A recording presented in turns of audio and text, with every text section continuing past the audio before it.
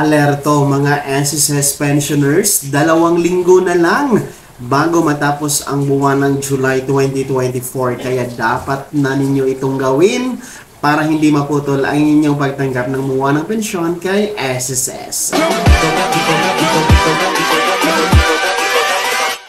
Hold up.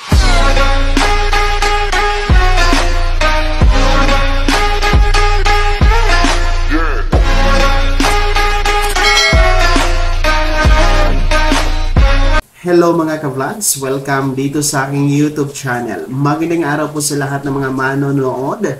Sana po kayong dako sa mundo. Kumusta mga ka-vlogs? Isang paalala muli po sa SSS at para ito sa lahat ng mga SSS pensionado sapagkat nasa kalagitnaan na tayo ngayon ng buwan ng July 2024 at 2 linggo na nga lang po ay matatapos na ang July 2024. Kaya mahalaga ito na gagawin nyo na para hindi po maputol ang pangtanggap ng buwan ng pensyon kay SSS. Bago yan, kung bago ka pa lang dito at nais mo ang mga informative content, maaari nyo pong i-click ang ating subscribe button na nasa baba. Mabalik tayo dito sa mahalagang anunsyo, mahalagang paalala, mahalagang reminders po no, mula sa SSS para sa mga pensionado sapagkat meron po tayong tinatawag na Annual Confirmation of Pensioners or SSS AKOP mga ka-vlogs. Matapos nga pong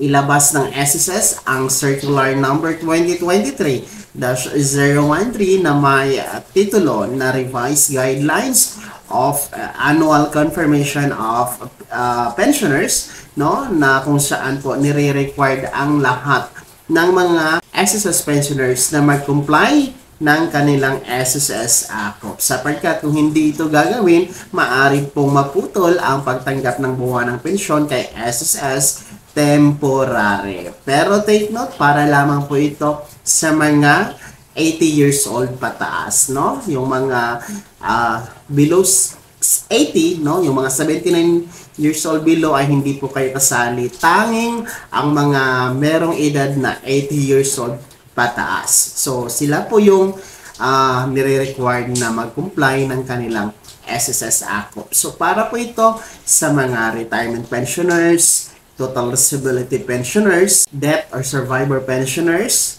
dependent children under guardianship pensioners. So, sila po yung nire-required as long as or basta 80 years old pataas ay required po yan mag-comply ng kanilang SSS AKOP. So ngayon po ay since ang SSS AKOP no para sa mga baguhan na mga pensioners, mga hindi pa po nakakaunawa ano itong AKOP, sa mga hindi pa alam kailan ang schedule ng compliance ng AKOP.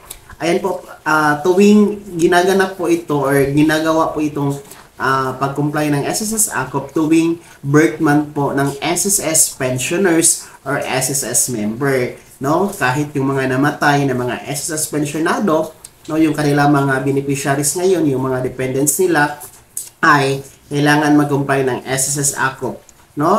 Magbabase po kayo sa birth month pa rin po, buwan ng kapanganakan ng namatay na SSS pensioner or SSS member. So, since July tayo ngayon, lahat po ng mga nagbe-birthday ng July, no? Tinatawagan po ang lahat ng mga nagbe-birthday ng buwan ng July na mag-comply na kayo ng inyong SSS AKOP mga ka-vlogs bago matapos no ang July 31 sapagkat pwede po kasing maputol temporary ang inyong pagtanggap ng buwan ng pensyon kung hindi po kayo makapag-comply ng inyong SSS AKOP ngayong buwan ng inyong birth month July, ha?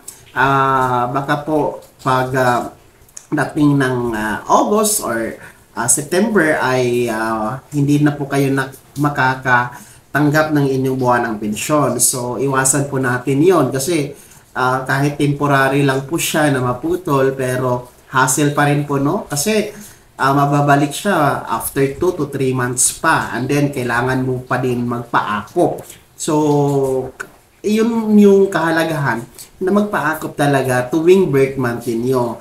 Kaya muli po, tinatawagan natin ang lahat ng mga SSS pensioners na merong birth month ng July. Please comply your SSS AKOP sa pinakamalapit na SSS branch sa inyong lugar, mga ka-vlogs. Na pwede kayong mag-walk-in, pwede kayong pumunta doon, comply ng inyong SSS Akop. Pwede din naman po kayong mag-comply online sa pamamagitan ng video conference, no? Through Viber na app. So, pwede yan. And then, ang gagawin nyo, kung gusto nyo mag-video conference, mag-email lamang kayo kay SSS para mag-request kayo ng schedule. Kasi si SSS po yung mag-confirm ng schedule, yung petsa at oras. And then, pwede din po kayong mag-comply sa pamamagitan ng bangko. No, kung kliyente kayo ng mga bangko na nasa screen niyo, pwede kayong mag-comply dyan ng inyong Akop. Mga kliyente lamang ng mga bangkong yan. And then, pwede din po tayo magpa-home visitation para po ito sa mga bedridden, mga hindi na nakakalakad, yung nakaratay na. No? Pwede niyong i-request si SSS na bumisita, no, through home visitation. Puntahan kayo sa inyong bahay. So, mag-email lamang din po kayo, no, kay SSS para ma-schedule ang petsa at oras ng pagbisita nila sa inyong bahay. So, maraming paraan talaga paano tayo mag-comply ng ating SSS Akop. Ang requirements naman po ay ang SSS Akop form, no, na available po yan sa mga SSS branches. Hindi po yan pinagbibili, wala po yung bayad, libre lamang yan. Pwede din po yung ma-download sa ating cellphone sa pamamagitan ng website ni SSS sa www.sss.gov.ph. Punta lamang kayo sa forms, then hanapin nyo ang form na annual confirmation of pensioners or Akop, mga ka-vlogs. And then, mag-present din po tayo ng ating one valid ID. Kung meron kayong SSS UMID or SSS ID, yun po yung i-present nyo. Pero kung wala naman po, pwede po yung mga ibang government-issued IDs, no, mga ka-vlogs. And sa mga online po mag-comply, huwag kalimutan na magpa-picture, hawak ang current date na magazine, no, gaya ng nasa screen nyo.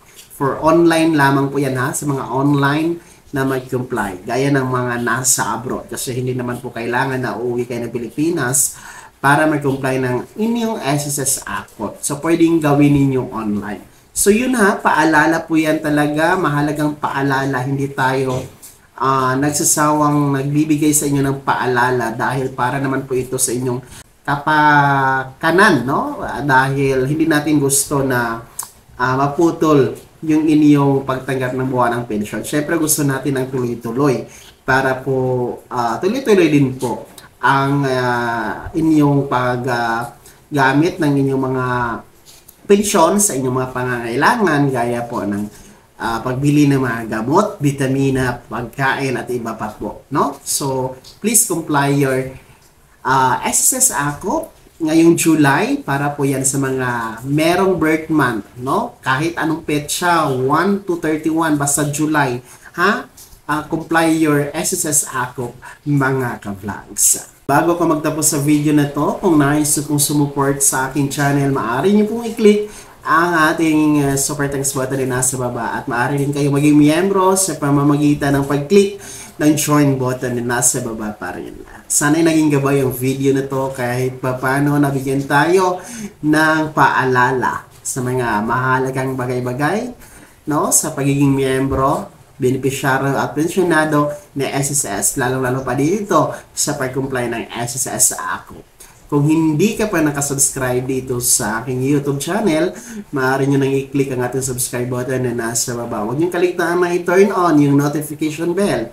Ilagay nyo po sa all para updated kayo sa lahat ng mga videos na i-upload ko. Maaari nyo ding i-like ang video na to at kung mayroon ka pang mga katanungan, maaari nyo i-comment sa comment section na nasa baba. At paki-follow na din po yung aking official Facebook page na nasa screen nyo.